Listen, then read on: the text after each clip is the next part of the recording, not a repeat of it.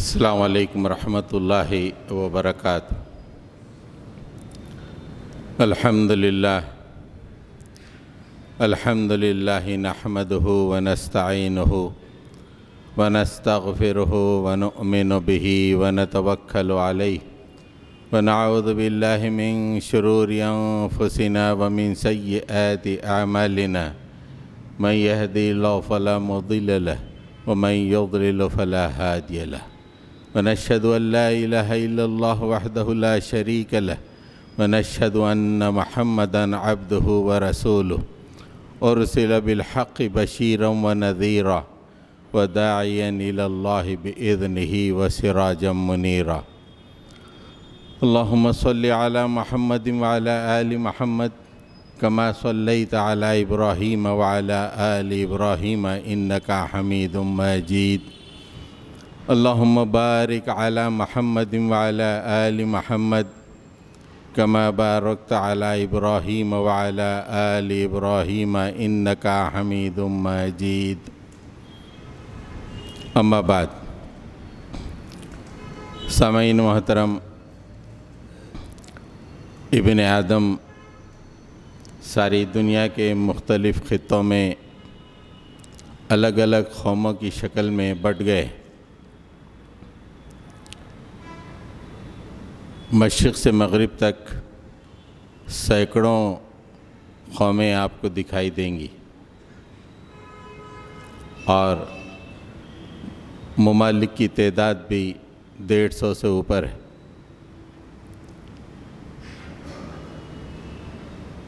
لیکن یہ تمام کے تمام اللہ تعالیٰ فرماتا ہے کہ ایک امت واحدہ تھے۔ آہستہ آہستہ لوگوں میں اختلاف پیدا ہوا اور لوگ اختلافات کے ساتھ دنیا میں پھیل گئے اور دنیا مختلف قوموں میں بٹ گئی۔ اب ان قوموں کا اگر آپ توازن فرمائیں تو ان میں کچھ قومیں ترقی یافتہ قومیں ہیں، لوگ ان کا لوہا مانتے ہیں۔ کچھ قومیں ہیں کمزور، وہ محکوم ہیں، مغلوب ہیں، اور وہ یہ غالب قوموں کی طرف اپنی عافیت و سلامتی کے لیے دیکھتی رہتی ہیں، ان سے بھیک مانگتی رہتی ہیں۔ تو دنیا میں دو طرح کی اس وقت قومیں ہیں، ایک وہ جو غالب ہیں جن کا سکہ دنیا میں چل رہا ہے، اور دوسری محکوم ہے۔ آج سے 300 سال پہلے تک اگر آپ تاریخ دیکھیں تو ساری دنیا میں مسلمانوں کا سکہ چلتا تھا۔ مسلمان ساری دنیا کے لیے ایک ایسی قوم تھی جس کی طرف دنیا ہر چیز کے لیے دیکھا کرتی تھی۔ لیکن اب تاریخ نے ایسا موڑ لیا کہ یہ جو حاکم قوم تھی اور جس نے تقریباً 1000 سال تک دنیا میں اپنا سکہ جمایا، آج محکوم ہو گئی ہے، اور ایسی محکوم ہو گئی ہے کہ دنیا کے کسی خطے میں بھی یہ عافیت سے نہیں ہے۔ جہاں مسلمان 100% بستے ہوں یا جہاں مسلمان 5% بستے ہوں، کسی علاقے میں بھی اس وقت مسلمان عافیت میں نہیں ہے۔ یہ قومیں برتری کیسے حاصل کرتی ہیں اور برتر قومیں کیسے تنزل پذیر ہوتے ہیں، یہ جاننا بہت ضروری ہے۔ اگر یہ جانیں اور پھر تجزیہ کریں تو امکان پیدا ہوگا کہ پھر ہم اس مقام برتر کی طرف اپنا سفر جاری رکھ سکتے ہیں۔ اگر اس کا تجزیہ نہ کریں تو پھر ایسے ہی غلامی کی زندگی اور غلامی کے اندھیروں میں ایسی مسلم قوم کی زندگی جاری رہے گی۔ حضرات گرامی، جدید زمانے میں جو قومیں عروج پر ہوتی ہیں ان کے اندر 5 صفتیں ہوتی ہیں، اور جب اللہ کے نبی صلی اللہ علیہ وسلم دنیا میں تشریف لائے اور آپ نے زمین پر ایک امت کو برپا کیا جسے امت مسلمہ کہا گیا، خیر امت کہا گیا، یہ 5 صفتیں اللہ کے نبی نے اس امت میں ودیعت فرمائی تھی اور تربیت فرمائی تھی، اور یہ 5 چیزیں اس امت میں پیدا کی تھی۔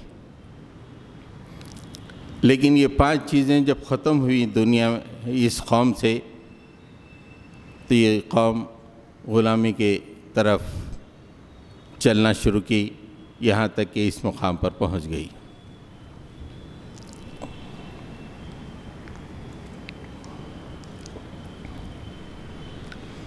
پانچ چیزیں جو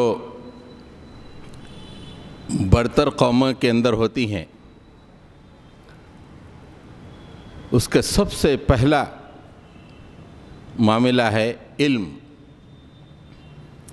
دنیا میں جو قوم علم کی عروج پہ ہوتی ہے اسی کے سر پہ سرداری کا تاج رکھا جاتا ہے، اور جس قوم میں جہل اور ناخواندگی پائی جاتی ہے، کھانا پینا تو سب کا چلتا ہے لیکن محکوم ہو جاتی۔ علم کی بنیاد پر اللہ کے نبی صلی اللہ علیہ وسلم کے بعد اس دنیا کا آخری زمانہ شروع ہوا۔ یہ آخری زمانے میں برتری کی بنیاد علم ہے، اس لیے کہ یہ جو دور شروع ہوا اللہ کے نبی صلی اللہ علیہ وسلم کا، اس وحی سے شروع ہوا کہ اقرأ، پڑھو۔ تو مطلب یہ ہے کہ اللہ کے نبی صلی اللہ علیہ وسلم سے لے کر قیامت تک کا جو دور ہے وہ پڑھنے کا دور ہے، علم کا دور ہے، اور وہ قوم جو علم کی اونچی منزلوں میں رہتی ہے اس قوم کو عروج نصیب ہوتا ہے، اس قوم کے سر پہ اللہ تعالیٰ سرداری کا تاج رکھ دیتے ہیں۔ عام طور پر جہلا علم کے معاملے میں تخصیص کرتے ہیں کہ دینی علوم اور دنیاوی علوم، ایسی تخصیص قرآن مجید میں نہیں ہے اور نہ اسلام میں ہے۔ علامہ ابو الحسن علی ندوی نے اپنی ایک کتاب میں لکھا ہے کہ علم ایک اکائی ہے، اٹس اے یونٹ۔ اس میں دین کا علم، دنیا کے علم کی کوئی تخصیص نہیں ہے، ہر علم اللہ کا ہے۔ آج سائنس اتنی ترقی کی ہے، یہ سائنس کسی انسان کی ایجاد نہیں ہے، انسان کی صرف دریافت ہے۔ انسان نے اللہ کی قدرتوں کو دریافت کیا، کائنات میں جو اللہ کے قوانین کار فرما ہے اس کو جانا، بس وہ جانکاری آج سائنس کہلاتی ہے، لیکن اصل علم تو اللہ تعالیٰ کا ہے۔ اس زمانے میں جب کہ یہ سائنس ترقی نہیں کی تھی، جسم میں خون ایسے ہی بہتا تھا، جسم کا نظام ایسے ہی چلا کرتا تھا۔ ایسا نہیں کہ ایک ڈاکٹر نے، ایک سائنٹسٹ نے آ کے اسے ایجاد کیا، ایسا نہیں۔ جو آدم کے زمانے سے انسانی جسم میں جو خون بہتا ہے، آج بھی خون ویسے ہی بہہ رہا ہے۔ ہماری خصوصیت یہ ہے اس دور کی کہ ہم اسے جان گئے ہیں کہ خون بہتا کیسے ہے، بلڈ پریشر کیا ہوتا ہے، کتنا پریشر ہونا چاہیے، یہ صرف جان گئے ہیں۔ یہ اللہ کی قدرتیں ہیں، اللہ کی قدرتوں کا علم ہے۔ ویسے ہی انسانی جسم اللہ کی قدرتوں کا مرکز ہے، سائنٹسٹ اور ڈاکٹر اس کے اندر جھانک کر دیکھتا ہے، ان قدرتوں کو پہچانتا ہے، ایک علم وجود میں آ گیا۔ تو آج دنیا کے اندر جو سائنسی علوم ہم کو دکھائی دیتے ہیں وہ دراصل اللہ کی قدرتوں کا علم ہے۔ اللہ نے کائنات کو جن قوانین میں باندھ کے رکھا ہے، ان قوانین کو ایکسپلور کرنا، ان قوانین کو جاننا، ان کی پہچان کرنا اور ان کو قابو میں کرنے کی کوشش کرنا، یہ سائنسی علم ہے، یہ اللہ ہی کا علم ہے۔ اور دوسرا ہدایت کا علم جو اللہ تعالیٰ نے اپنے آخری نبی کے ذریعے سے قرآن کی شکل میں اور اللہ کے نبی کے ارشادات کی شکل میں، حکمت کی شکل میں، احادیث کی شکل میں ہمارے سامنے موجود ہے۔ دونوں علم اللہ ہی کی طرف سے ہے، لیکن سائنسی علم جسے ہم دنیاوی علم کہتے ہیں، وہ علم ہدایت کے علم کے تحت ہو تو پھر دنیا میں انسانیت کا بھلا ہوتا ہے۔ اگر یہ علم اللہ کی ہدایت کے علم سے بغاوت کر جائے تو پھر آپ دیکھ رہے ہیں کہ دنیا کے بہترین شہر کھنڈر بن جاتے ہیں۔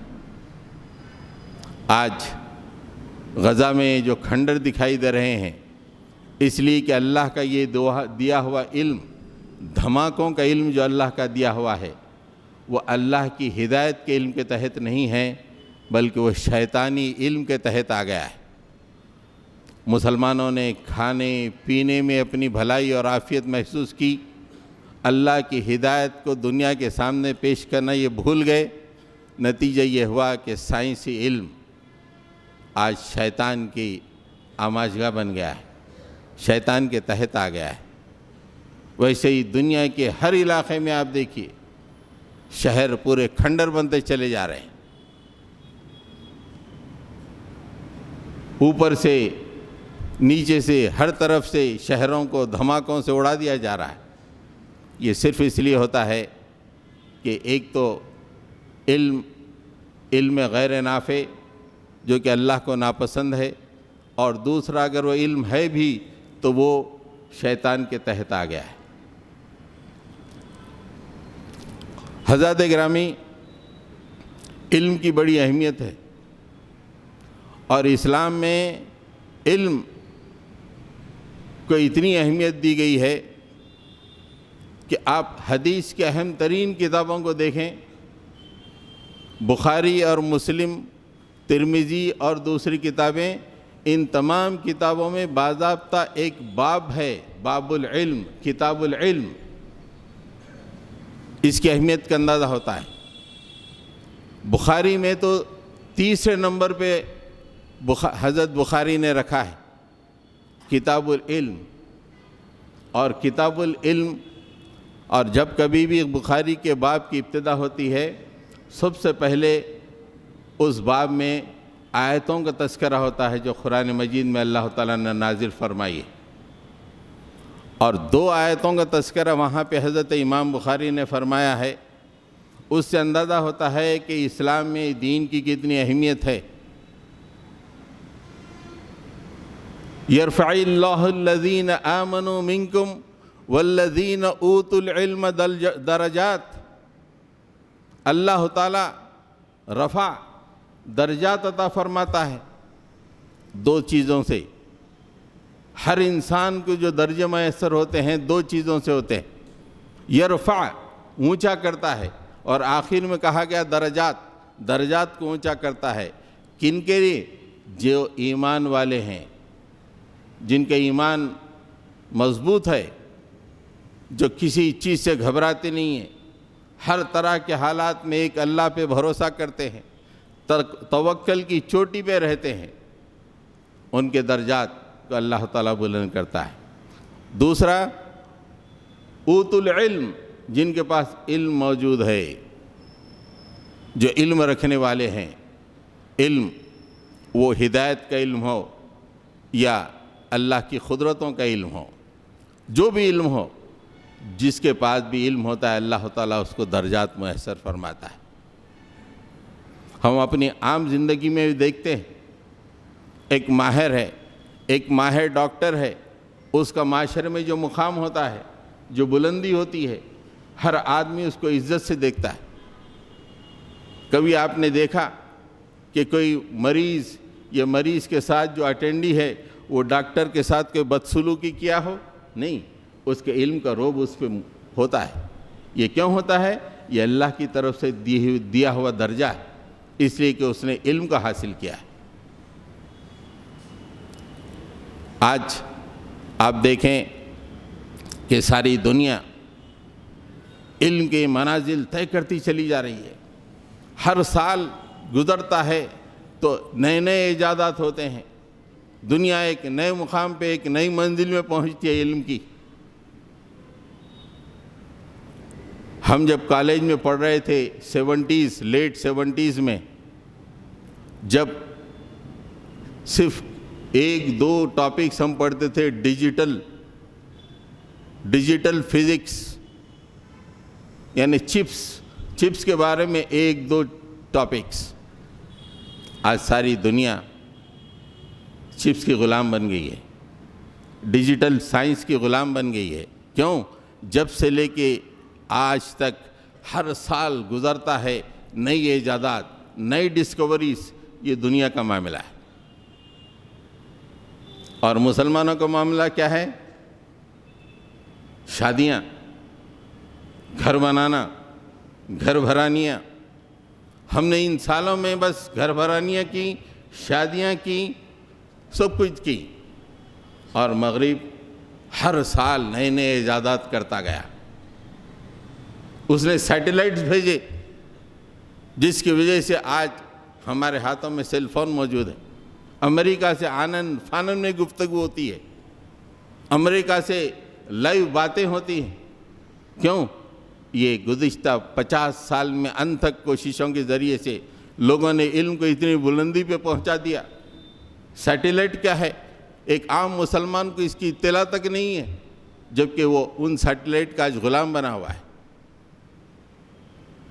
یہ دنیا کی ترقی ہے، دنیا اس لیے ترقی کر گئی ہے۔ آج ماہر ترین لوگ کہتے ہیں کہ جنگیں زمین پہ نہیں ہوں گی، جنگیں فضا میں ہوں گی۔ سیٹلائٹ سے جنگوں کو جیتا جاتا ہے، اور ہمارے پاس ہماری زندگی کی معراج کیا ہے؟ ایک بہترین شادی ہو جائے بس۔ دنیا کہاں پہنچ گئی؟ اور جس قوم کی شروعات، جس امت کی شروعات اقرا سے ہوئی، پڑھ سے ہوئی، وہ کہاں پہنچ گئی؟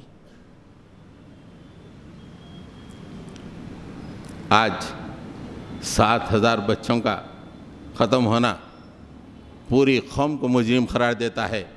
ظالموں، 300 سال سے تم سوتے رہے، 300 سالوں سے تم سوتے رہے، نہ علم حاصل کیا، نہ تجربے کیے، نہ مہارت حاصل کی، اور تمہارا دشمن 300 سالوں تک اپنی تجربہ گاہوں کی روشنی کو صبح شام جاری رکھا۔ نتیجہ یہ ہے کہ آج وہ اس مقام پہ پہنچ گیا کہ آنن فانن میں تمہارے شہروں کو کھنڈروں میں تبدیل کرتا ہے۔ تمہاری مائیں تو بس یہ خواہش لے کے زندگی گزارتی، بیٹا میں تمہارے صحرے کے پھول دیکھنا چاہتی ہوں بس، اور ان برا کے پھول دیکھنے سے پہلے ہم تمہارے پھولوں کو اڑا دیں گے۔ تم پھول دیکھنا چاہتی ہو اپنے بیٹے کے صحرے کے پھول، یہ کلیوں کو پھول بننے سے پہلے ہم ختم کر دیں گے۔ 7,000 بچوں کی لاشیں سوالیہ نشان ہے پوری قوم کے سامنے۔ کھا کے سونے والوں کے لیے، اپنے گھروں کی تزئین کرنے والوں کے لیے، نئے نئے گاڑیاں خریدنے والوں کے لیے، علم سے دور رہنے والوں کے لیے، یہ بڑا سوالیہ نشان ہے کہ آج اس مقام پہ پہنچ گئے ہیں کہ وہ قوم آج سے 300 سال پہلے ساری دنیا میں دبدبہ رکھتی تھی، آج اس کے چھوٹے بچے بھی معمون نہیں ہے، آج ان کی عورتیں بھی معمون نہیں ہیں۔ اس لیے کہ ہم صرف اس پیٹ ہی کو اہمیت دے دی۔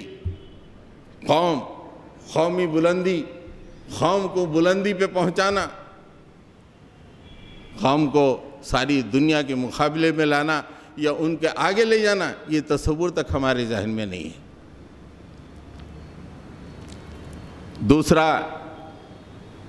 دوسری آیت جو ایک دعا کی شکل میں ہے، حضرت امام بخاری نے فرمائی، لکھی وہاں پر، رب زدنی علما، ایک بندہ اپنے اللہ سے مانگتا ہے اور اللہ تعالیٰ خود سکھا رہا ہے یہ دعا، میرے بندو سیکھو، اب میرے نبی کے بعد کا جو علم ہے، جو دور ہے، وہ علم کا دور ہے، اس لیے کھانا پینا کیا مانگتے ہو بیکار چیزیں، مجھ سے وہ چیز مانگو جو تمہیں حکمرانی عطا کرتی ہے، وہ تمہیں برتری عطا کرتی ہے، وہ تمام قوموں پہ تم کو بلندی عطا کرتی ہے، وہ چیز کو مانگو۔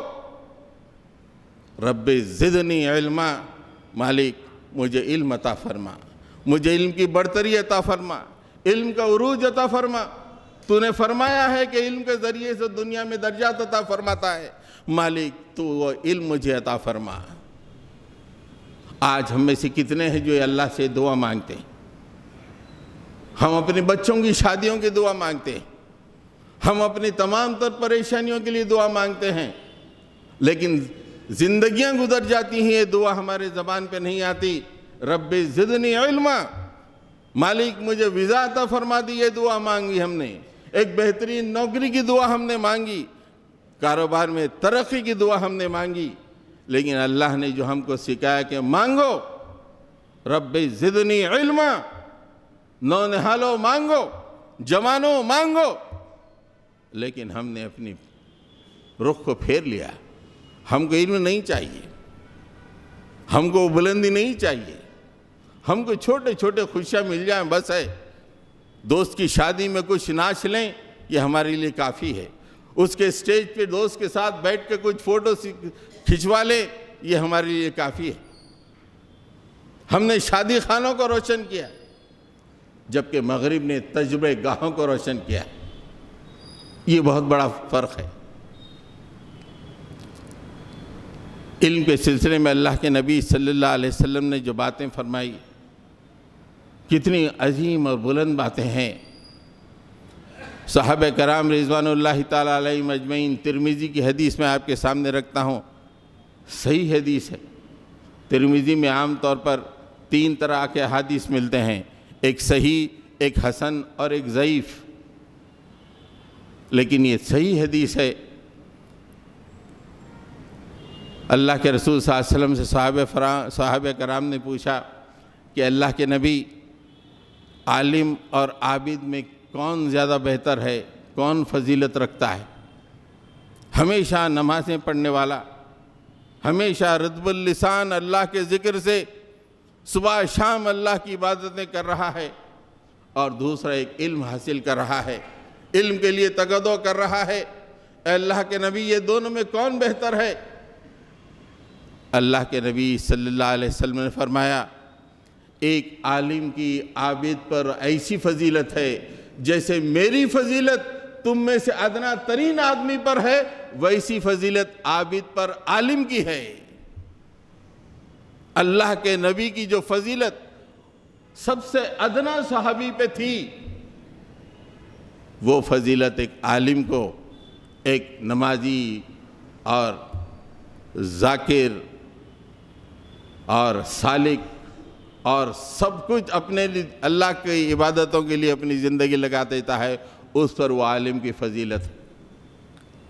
پھر اس کے بعد اللہ کے نبی صلی اللہ علیہ وسلم نے کیا بات ارشاد فرمائی؟ معلم الخیر، مطلب دنیا کے سامنے بہتر چیز کا علم دینے والا۔ ایک خیر کے معنی تو قرآن مجید ہے، قرآن مجید کا علم دینے والا۔ دوسرے خیر کے وسیع معنی یہ ہے کہ ہر طرح کی بہتری کا، اچھائی کا، عمدگی کا علم دینے والا۔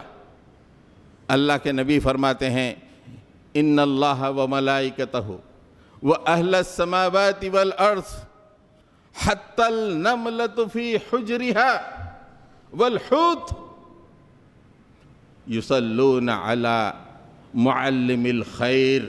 اللہ، اس کے فرشتے، آسمان میں بسنے والے، زمین میں بسنے والے، یہاں تک کہ چونٹی جو اپنے بل میں ہے، اور سمندر کی مچھلی، یہ تمام معلم الخیر، علم کو حاصل کر کے لوگوں تک پہنچانے والا بہتر علم کو، اس کے لیے سلامتی بھیجتے ہیں۔ یہ علم کا مقام اللہ کے نبی صلی اللہ علیہ وسلم نے عطا فرمایا ہے۔ آج اس علم سے ہم کو دور، اس علم کو ہم چند کوڑیوں کے لیے استعمال کرتے ہیں۔ بس پیٹ میں کوئی چیز پہنچ جائے، یہ ہمارے علم کی معراج ہے۔ وہ علم جو قوموں کو بلندی پہ پہنچاتا ہے، وہ علم سے ہم نالا ہیں، ناواقف ہیں۔ ایک اور حدیث میں اللہ کے نبی صلی اللہ علیہ وسلم نے کتنی عمدہ بات فرمائی۔ علم اور طالب علم کی مثالیں اللہ کے نبی صلی اللہ علیہ وسلم نے فرمائی کہ اس حدیث میں اللہ کے نبی نے فرمایا، مفہوم میں آپ کو بتا رہا ہوں کہ زمین 3 طرح کی ہوتی ہے۔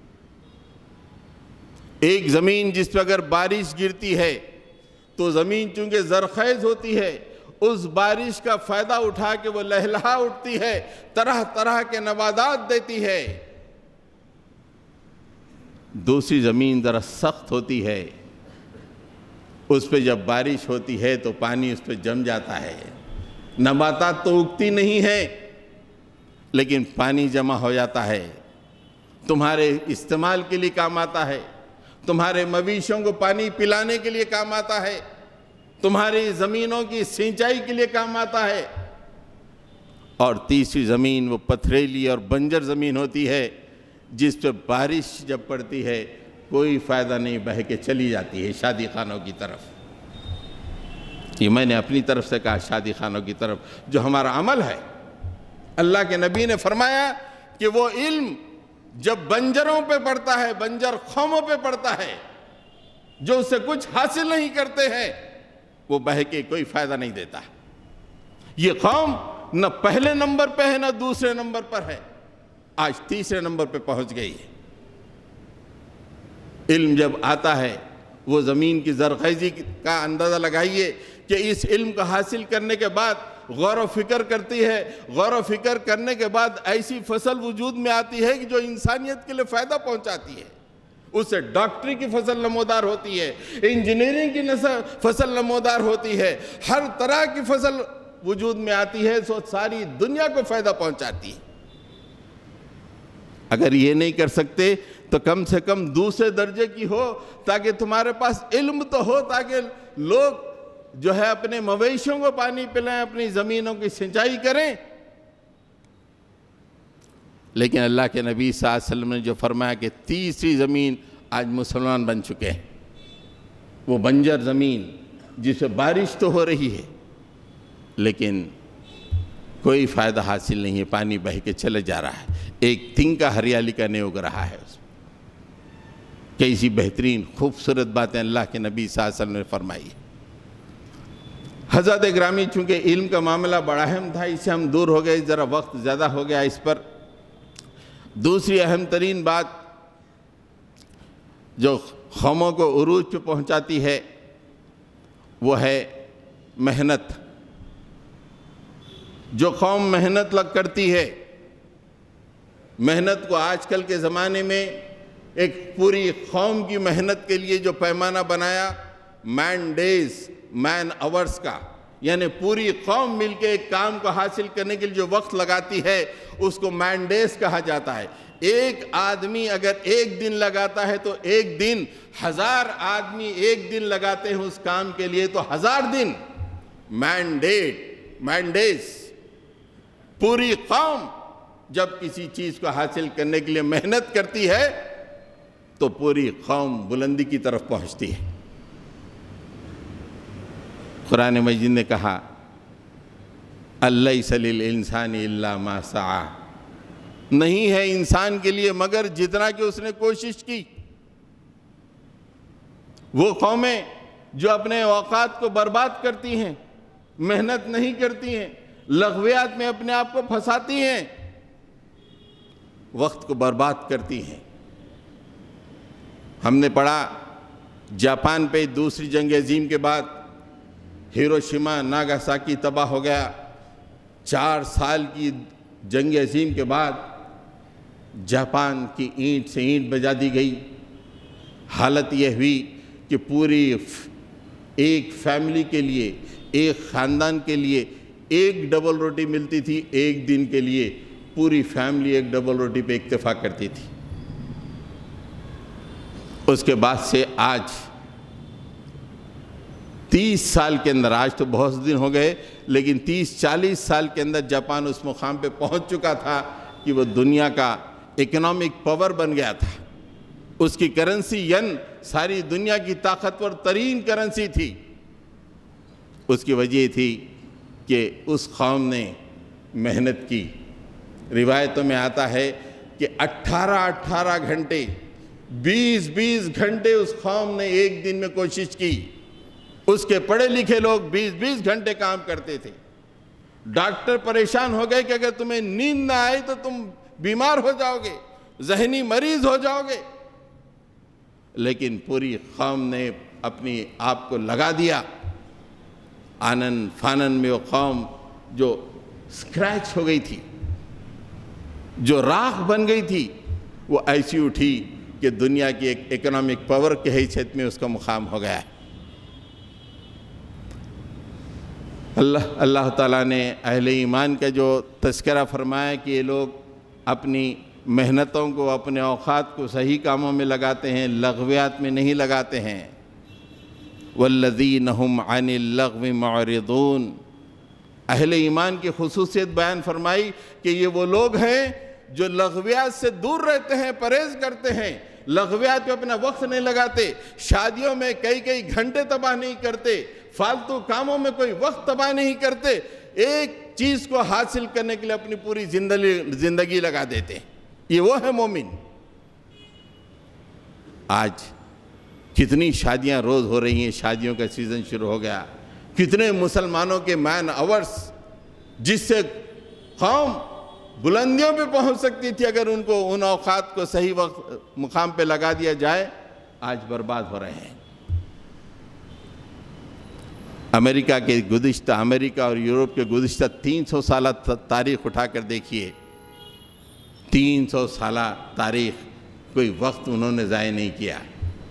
رات و دن ان کی تجربہ گاہیں کھلی رہی، رات و دن لوگ جو ہے علم کے معاملے میں آگے بڑھنے کی کوشش کرتے رہے اور آج قوم اس مقام پر پہنچی۔ حضرت گرامی، تیسرا اور اہم ترین معاملہ ہے اخلاق۔ اخلاق جب ہوتے ہیں تو قوم کا سکہ ساری دنیا پہ بیٹھ جاتا ہے۔ بد اخلاق لوگوں کا کوئی سکہ نہیں، لوگ ان سے نفرت کرنے لگتے ہیں، لوگ ان سے دور بھاگتے ہیں۔ اخلاق بڑے اہم ترین چیز ہے۔ آج مغرب کی جو لوگ وہاں سے آتے ہیں، آ کے ان کے اخلاق کے بارے میں جو بتاتے ہیں، عام لوگوں کے اخلاق اتنے بہترین ہیں۔ ہمارے ایک دوست گئے لندن میں، پہلی دفعہ صبح میں وہ واکنگ کے لیے باہر نکلے تو لوگ good morning, how are you کہہ رہے ہیں۔ یہ بڑے پریشان ہو گئے، حیدرآبادی ہے، سلام بھی کرے تو خالی بول کے جواب دینے والے بڑے حیران ہو گئے کہ بھئی مجھے جانتا نہیں، دیکھتا نہیں، میں پہلی دفعہ آنکھ کھولا ہوں اس سرزمین پہ اور یہ مجھے hello how are you good morning, اور یہاں پہ ایسی بڑی بڑی داڑھی والے سلام کے انتظار، سلام کے بعد بھی یہ وہ اخلاق دیکھیے، اپنے اخلاق دیکھیے۔ جبکہ اللہ کے نبی نے فرمایا کہ میں مکارم اخلاق کی تکمیل کے لیے مبعوث کیا گیا ہوں، میرا آنے کا مقصد اخلاق کی تکمیل ہے، اور میں نے ماننے والوں کے اندر اللہ کے نبی نے فرمایا کہ اگر کوئی با اخلاق ہوگا تو وہ میرے قریب ہوگا اور قیامت کے دن میرے نزدیک بیٹھے گا، اور جو بد اخلاق ہوگا میرا ناپسندیدہ ہوگا اور قیامت کے دن مجھ سے دور ہو جائے گا۔ یہ اللہ کے نبی نے فرمایا۔ اخلاق بڑے اہم ہوتے ہیں۔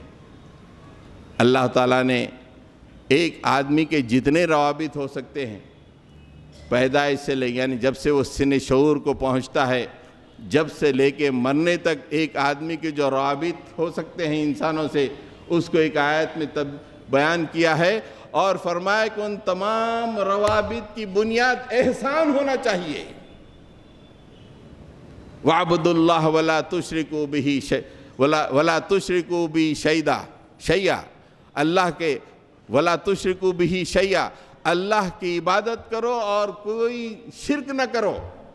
اور اس کے بعد کہا گیا ریلیشنز دیکھیے آپ وَبِالْوَالِدَيْنِ إِحْسَانًا وَبِذِي الْقُرْبَى وَالْيَتَامَى وَالْمَسَاكِينِ وَالْجَارِ ذِي الْقُرْبَى وَالْجَارِ الْجُنُبِ وَالصَّاحِبِ بِالْجَنبِ وَابْنِ السَّبِيلِ وَمَا مَلَكَتْ أَيْمَانُكُمْ. وَبِالْوَالِدَيْنِ إِحْسَانًا اپنے والدین کے ساتھ احسان کا سلوک کرو. اور اس کے بعد جو رشتے بیان کے تمام کے ساتھ احسان کا سلوک ہونا چاہیے.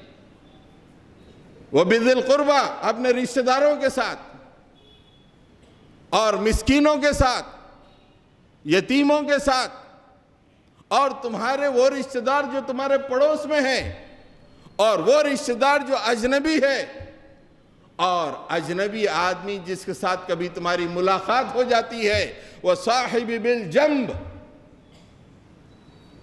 اور مسافر کے ساتھ اور تمہارے تحیدست جو تمہارے ہاتھ کے نیچے کام کرتے ہیں ان تمام کے ساتھ احسان کا سلوک کرو اخلاق کا معاملہ روا رکھو. اب آپ بتائیے کہ 8 رشتے اللہ نے جو بتائے ہیں کہ آدمی ان 8 رشتوں سے ہٹ کے کوئی اور رشتہ بنا سکتا ہے؟ اور ان تمام رشتوں کی بنیاد اللہ تعالیٰ نے فرمایا کہ احسان بنیاد احسان ہونی چاہیے اخلاق ہونے چاہیے.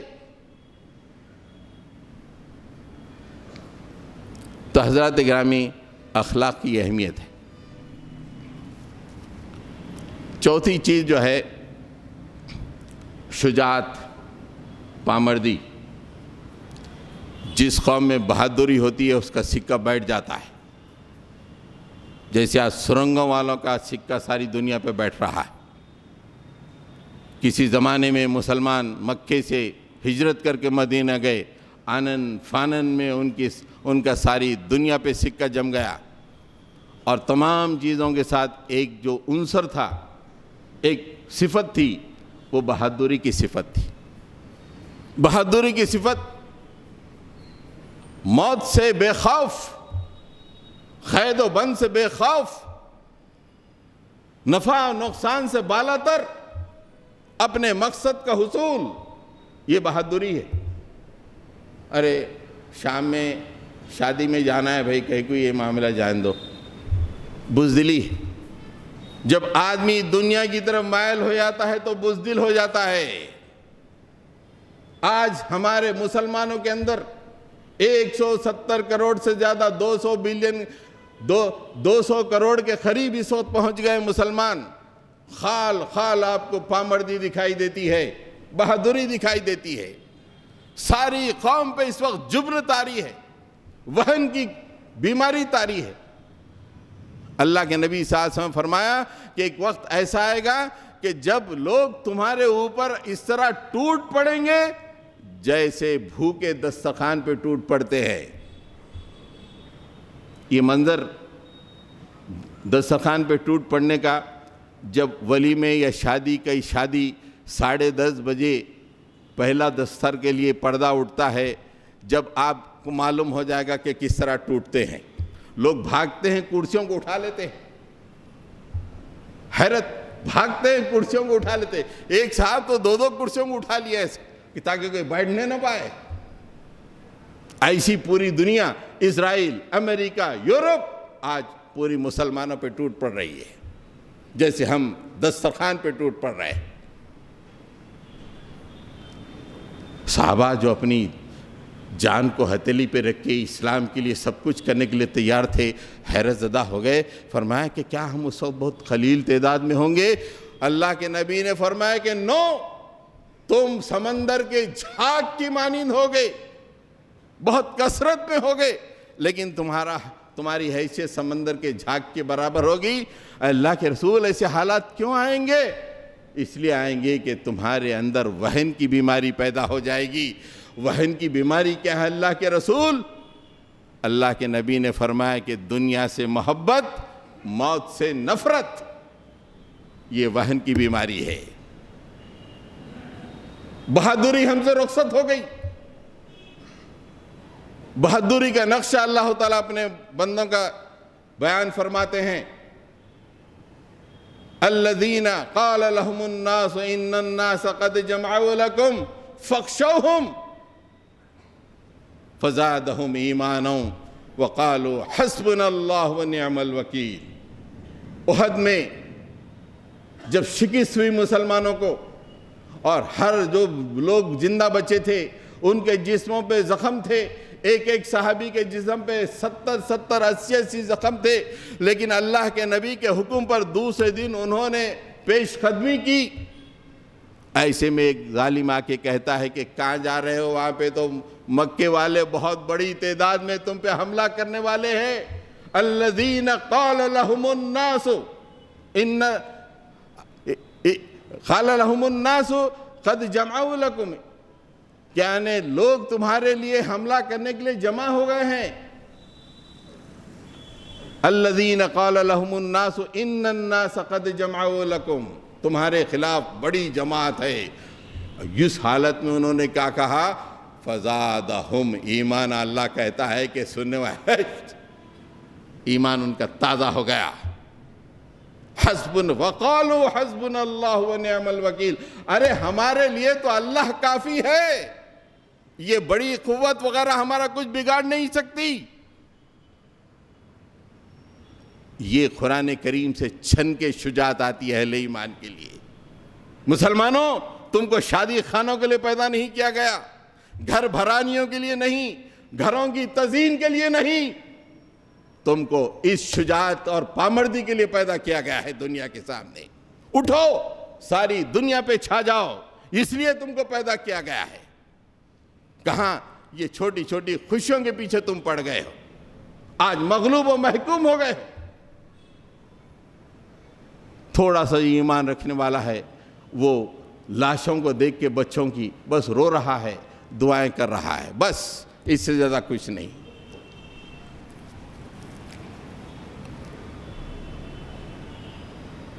اللہ کے نبی صلی اللہ علیہ وسلم کے بارے میں آتا ہے کہ صحابہ جیسے شجیع، بہادر، اللہ کے نبی ان تمام سے زیادہ بہادر، اس بہادر نبی کے ہم امتی ہیں۔ حضرت علی فرماتے ہیں رضی اللہ تعالیٰ عنہ، جب میدان جنگ میں ہم پہ مشکل حالات آتے تھے تو ہم اللہ کے نبی صلی اللہ علیہ وسلم کے پیچھے پہنچ کر پناہ لیتے تھے۔ حضرت علی جیسا معرکہ کرنے والا، فاتح خیبر، جس کے نام سے دشمنوں کے پتے پانی ہوا کرتے تھے، عبد ود جیسے سردار کو 1000 پہلوانوں سے زیادہ اس کی طاقت تھی، ایک ہی وار میں حضرت علی نے ختم کیا۔ وہ کہتے ہیں کہ میدان جنگ میں ایسے مرحلے آتے تھے کہ ہم اللہ کے نبی کے پیچھے سائے میں پناہ لیا کرتے تھے۔ اس بہادر نبی کے ہم امتی ہے، اس میں بزدلی۔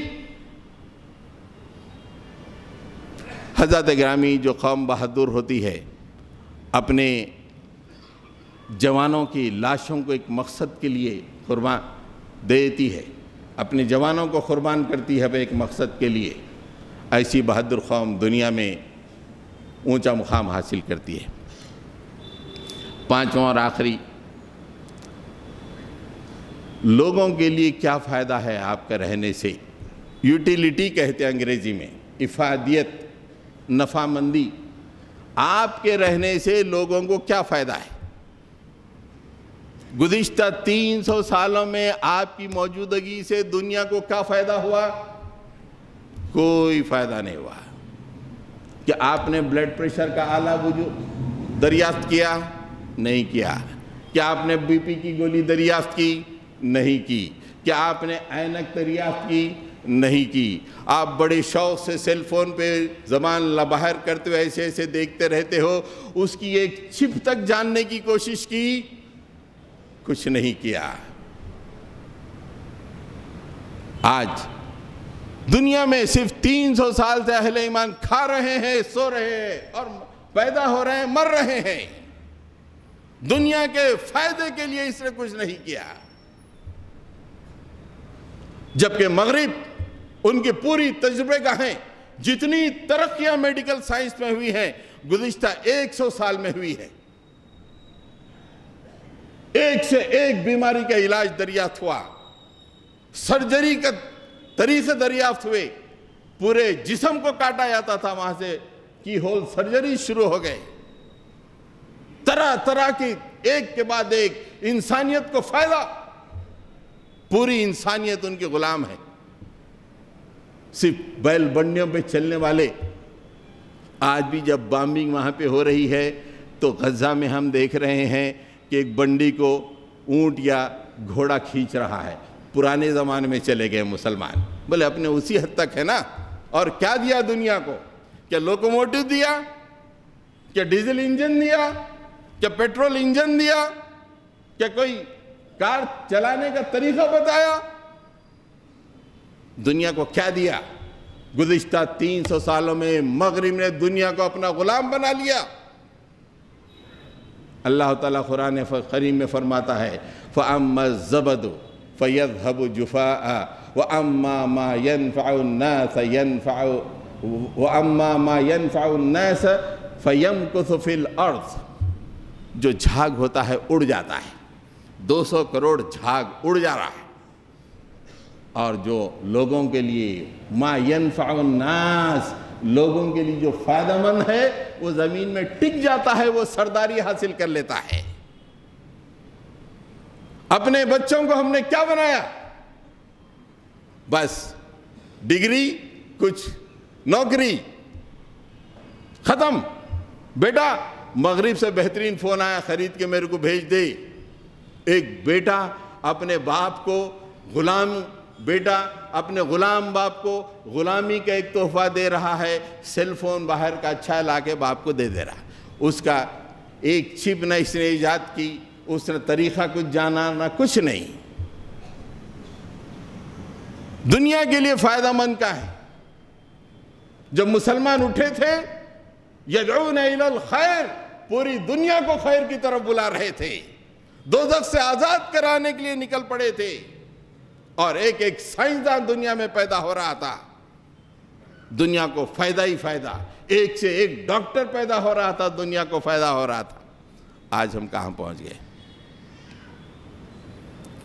اپنی بات کو اللہ کے نبی کی اس حدیث پہ ختم کرو۔ اللہ کے نبی صلی اللہ علیہ وسلم نے ایک موقع پہ اپنے صحابہ سے پوچھا کہ کون سا شجر ہے جس کی پتجھڑ نہیں ہوتی؟ ان من الشجر شجرۃ لا يسقط ورقها، پتجھڑ نہیں ہوتی، پتہ نہیں گرتا۔ عام طور پہ ہر پیڑ کا جو ہے یعنی آٹم آتے ہی، آٹم کا مہینہ آتے ہی، یعنی بارش ختم ہوتے ہی پتجھڑ ہو جاتی ہے۔ لیکن ایک ایسا پیڑ مجھے بتاؤ صحابہ جس کی پتجھڑ نہیں ہوتی، اور اس کے بعد فرمایا انہا مثل المسلم، وہ اس کی مثال مسلمان کی ہے۔ حدثونی، مجھے بتاؤ، ماہی، یہ کون سا جھاڑ ہے بتاؤ میرے صحابہ۔ پورے صحابہ سوچ گئے۔ حدیث طویل حضرت عبداللہ بن عمر کا بھی واقعہ ہے، اس میں اس کو چھوڑ رہا ہوں، آپ پڑھیے حدیث، یہ بخاری میں ہے۔ صحابہ نے پوچھا کہ اللہ کے نبی آپ ہی بتائیے کہ وہ کون سا پیڑ ہے جس کی مثال آپ نے مسلمانوں جیسی دی ہے؟ اللہ کے نبی صلی اللہ علیہ وسلم فرمایا کہ یہ کھجور کا درخت ہے، مسلمان کی مثال کھجور کے درخت کی طرح ہے۔ کھجور کے درخت کے بارے میں مشہور ہے کہ اس کی کوئی چیز ویسٹ نہیں جاتی، اس کا تنا ویسٹ نہیں جاتا، اس کا پتا ویسٹ نہیں جاتا، اس کا پھل کئی دنوں تک رکھ کے کھایا جاتا ہے، غذا کے طور پہ استعمال ہوتا ہے۔ کھجور کا کوئی چیز، آپ حضرات کو جان کے حیرت ہوگی کہ جب مسجد نبوی کی تعمیر ہوئی، اس کا چھت جو پڑا کھجور کے پتوں سے اس کو ڈھانک کر چھت بنایا گیا۔ یہ وہ پیڑ درخت ہے جس کے کوئی چیز خراب نہیں ہوتی، یعنی بن بن کر بٹیاں بنائیے، بٹی بن جاتی ہے۔ گھر صفائی کے لیے جھاڑو بنائیے، جھاڑو بن جاتا ہے۔ گھر بنانے کے لیے شہتیر چاہیے، شہتیر مل جاتی ہے۔ بچے بلک رہے ہیں، کھجور دے دیجئے۔ کتنی چیزیں، سینکڑوں چیزیں جو انسان کے لیے فائدہ مند ہے۔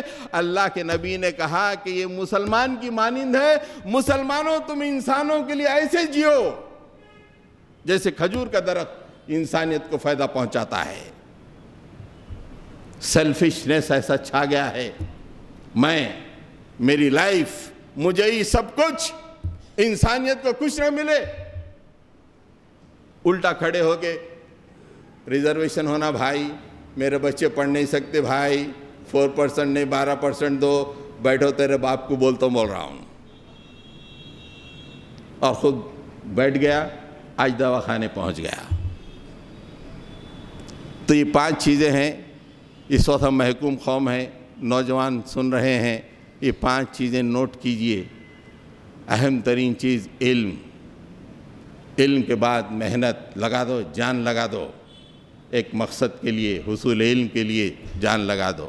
تیسرے اخلاق، چوتھے بہادری، 5ویں یوٹیلیٹی کیا ہے، آپ سے انسانیت کو کیا فائدہ پہنچ رہا ہے۔ یہ 5 چیزیں اگر اپنے اندر پیدا ہوں گی تو آنن فانن میں امت مسلمہ پھر وہ اپنی سابقہ عظیم الشان مقام پہ پہنچ جائے گی۔